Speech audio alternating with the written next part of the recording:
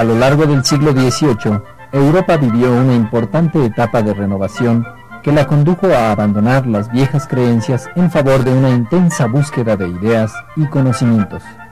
Este periodo histórico, conocido como la Ilustración, se caracterizó porque gran parte de los hombres de este tiempo confiaron totalmente en la razón como fundamento para generar nuevas explicaciones y saberes sobre el mundo que les rodeaba. Mediante el empleo del razonamiento, pretendían dejar atrás las creencias religiosas tradicionales a las que concebían como la herencia de una etapa de oscuridad e ignorancia marcada por la superstición. Los científicos e intelectuales del siglo XVIII encontraron en la razón una nueva vía para alcanzar la verdad.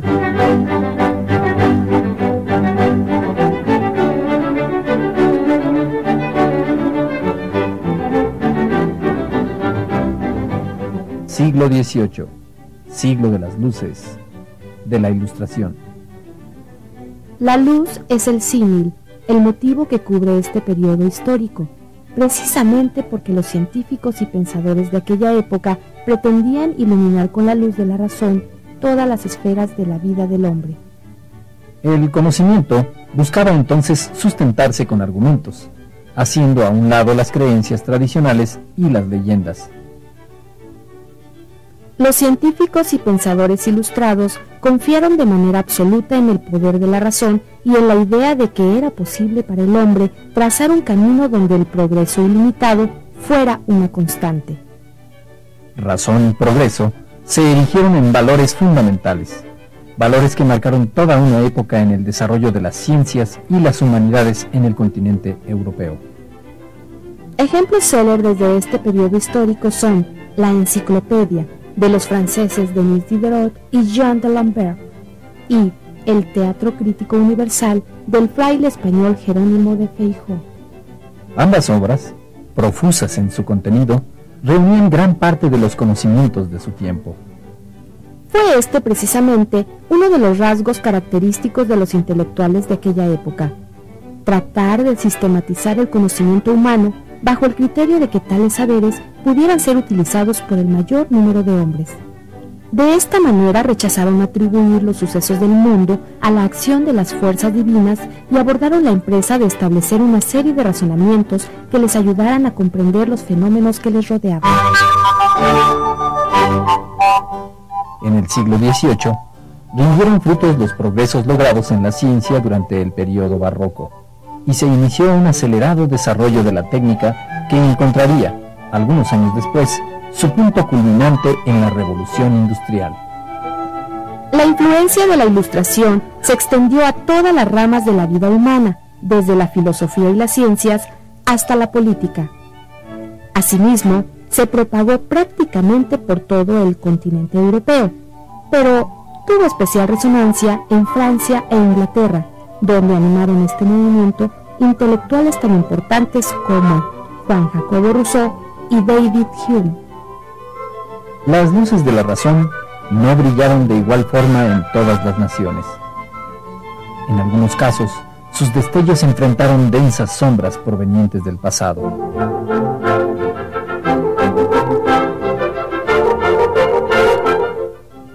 Si bien la idea del progreso ilimitado, propuesta por los pensadores de la Ilustración, se apoderó casi por completo del territorio europeo, no en todos los países del viejo continente se vivió este movimiento de igual forma. En España existieron ciertas resistencias provocadas por la manera en que esta nación experimentó los tiempos de la Reforma Protestante y el periodo barroco. Ello se debió a la enérgica vigilancia que la propia monarquía española y la Iglesia ejercieron sobre el mundo hispánico. La estricta tutela de estas instituciones provocó que el desarrollo de la filosofía y de las ciencias en el Imperio español fuera más pausado y conservador. A pesar de esta circunstancia, las ideas ilustradas tuvieron gran importancia dentro del entorno ibérico, en especial en el terreno político. El emperador Carlos III, quien reinó en España entre los años de 1759 a 1788, practicó una forma de gobierno basada en los preceptos de la Ilustración. Bajo su tutela, ese país logró consolidarse como nación moderna. A la forma de gobierno que practicó Carlos III se le conoce con el nombre de despotismo ilustrado, y a las reformas que impulsó como reformas borbónicas, precisamente porque el monarca se apellidaba Borbón. El despotismo ilustrado se caracterizó por ser el gobierno absoluto de un monarca que buscaba mejorar las condiciones de su país. Para conseguirlo, tomaba como guía los conocimientos científicos y filosóficos de la Ilustración. Uno de los problemas del despotismo ilustrado fue su afán de imponer a sus súbditos un solo criterio y una ley ciega que muchas veces se olvidaba de la realidad. En el caso específico de España, Carlos III se valió de esta forma de gobierno para reducir el poder de la Iglesia y reforzar el del rey. Su estrategia fue particularmente significativa si se considera el poder que la Iglesia Católica ejerció sobre este país en los tiempos de la Reforma. El régimen de Carlos III promovió importantes reformas económicas, sociales y políticas que condujeron a España a un periodo de auge. Estos cambios recibieron el nombre de reformas borbónicas, por ser ese su apellido. El pensamiento ilustrado cruzó la amplia frontera del Atlántico y arribó a América, donde ejerció una notable influencia.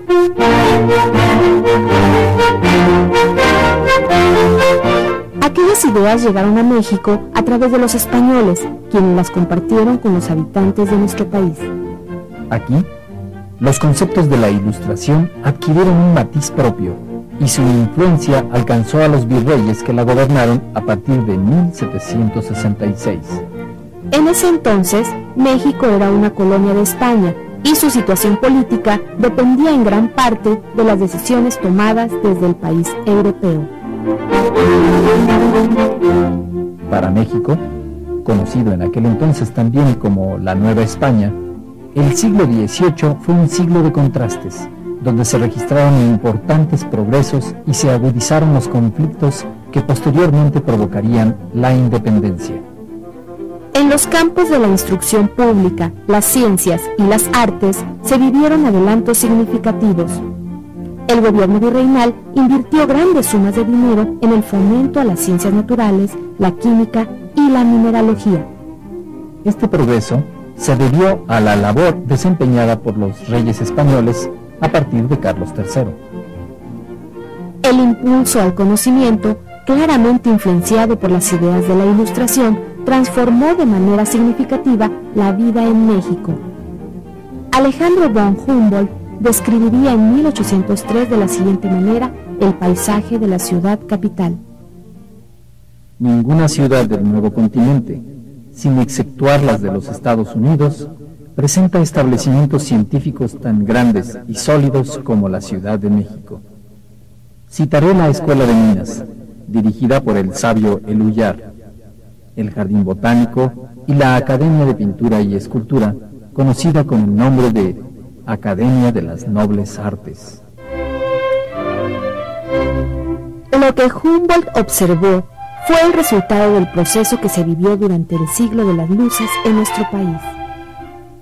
A pesar de haber promovido el conocimiento, la educación y las artes, Carlos III también impuso ciertas medidas poco afortunadas, las cuales generaron conflictos y situaciones desfavorables en la colonia.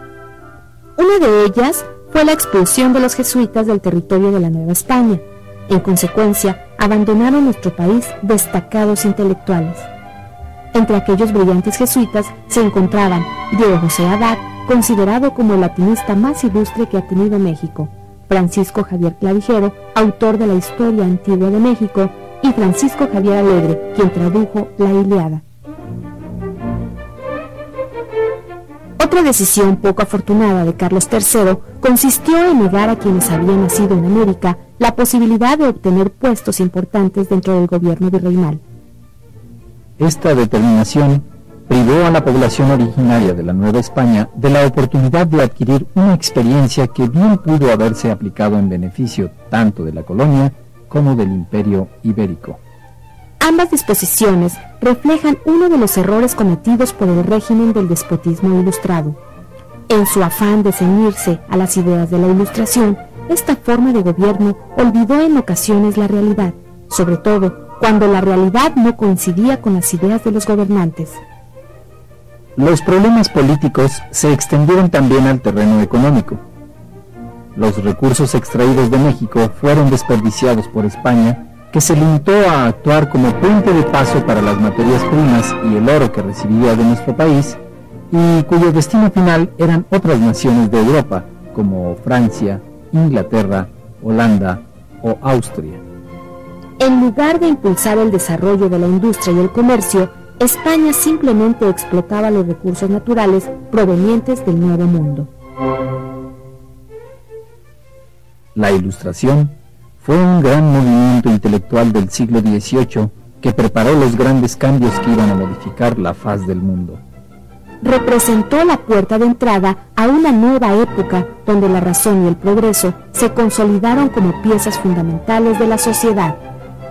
Lo paradójico es que aquellas ideas sirvieron para dos fines encontrados: el encumbramiento de un régimen como el despotismo ilustrado y el impulso a la eterna búsqueda de la libertad por parte de los hombres, impulso que encontró frutos en sucesos tan relevantes como la Revolución Francesa, la independencia de los Estados Unidos y la independencia de México. El caso de nuestro país fue ejemplar. Las ideas rebasaron los límites a los cuales quiso someterlas Carlos III con el despotismo ilustrado. Las obras de los filósofos franceses hallaron en México ardientes admiradores. Su influencia fue el punto de partida para algunos de los hombres que años después lucharían por la independencia de la Nueva España.